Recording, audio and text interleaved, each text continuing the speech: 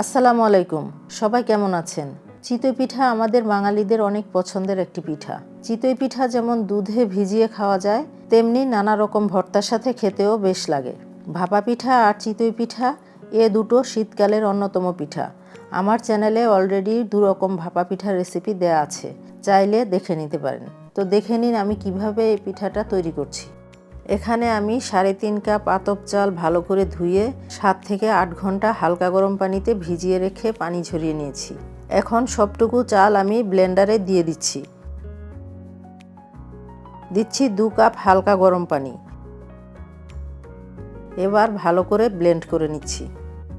দেখেন চালের সাথে পানিটা ঠিক এই লেভেলে থাকবে। চাল থেকে পানিটা সামান্য একটু উপরে থাকবে। আপনাদের সবার বোঝার সুবিধার্থে এটা আমি দেখিয়ে দিলাম। চালটা ভালোভাবে ব্লেন্ড করা হয়ে গিয়েছে। আমার পিঠার ব্যাটারটা এখনও একটু ভারী আছে, তাই এর মধ্যে আমি আরও হাফ কাপ পানি দিয়ে ভালো করে ফেটিয়ে নিচ্ছি।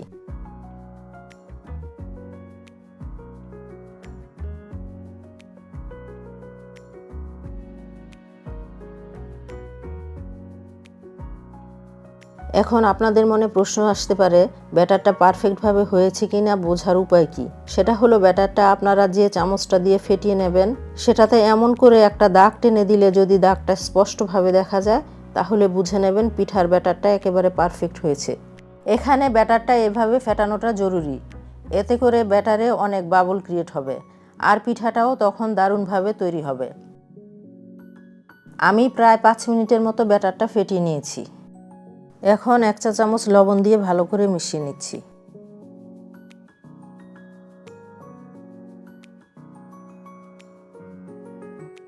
এখানে আমি আগে থেকে পিঠা বানানোর জন্য মাটির এমন একটা পিঠার ছাঁচ বা খোলা ধোয়া উঠে এমন একটা টিস্যুতে তেল মেখে খোলাটাকে ভালো করে মুছে নিচ্ছি।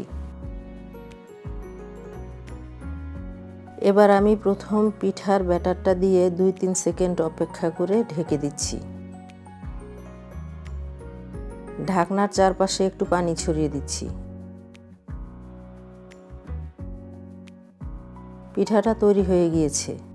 পিঠাটা হতে 2-3 মিনিট সময় লেগেছে। দেখেন পিঠাটা কত সুন্দরভাবে ফুলে উঠেছে। এবার আমি খোলাটাকে আবার মুছে সেমভাবে আবারও একটি পিঠা তৈরি হতে দিচ্ছি।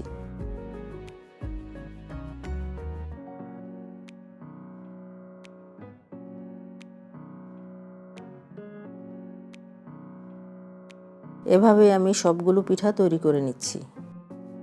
অনেকে ভাবেন ঘরে চালের গুঁড়ি নাই তো চিতই পিঠা কিভাবে বানাবেন। তাদের জন্য আমি চেষ্টা করেছি যতটা সম্ভব সহজ করে রেসিপিটা শেয়ার করতে। আশা করছি এভাবে বানালে আপনাদের সবার পিঠা পারফেক্ট হবে। দেখেন পিঠার ভেতরটা কি সুন্দর এবং পারফেক্ট হয়েছে। বিদায় নিচ্ছি। আসসালামু আলাইকুম।